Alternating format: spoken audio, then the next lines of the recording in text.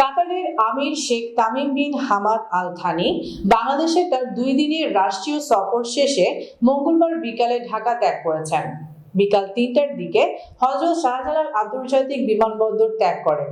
বিমানবন্দরে তাকে বিদায় জানান পররাষ্ট্রমন্ত্রী হাসান মাহমুদ ও জ্বালানি প্রতিমন্ত্রী নসরুল হামিদ।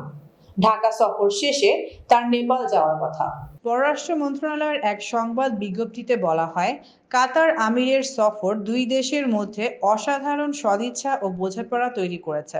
বিবৃতিতে বলা হয়, সর্বোচ্চ পর্যায়ের এ সফরটি দ্বিপক্ষীয় সম্পর্ককে আরও সুসংহত এবং সম্পর্ককে পরবর্তী স্তরে উন্নীত করতে উল্লেখযোগ্য অবদান রাখতে পারে।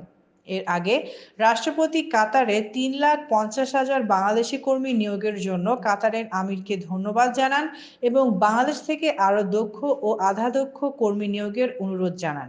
পরে আমির বঙ্গভবনে একটি সাংস্কৃতিক অনুষ্ঠানের পর তার সম্মানে রাষ্ট্রপতির দেওয়া আনুষ্ঠানিক মধ্যাহ্নভোজে যোগ দেন।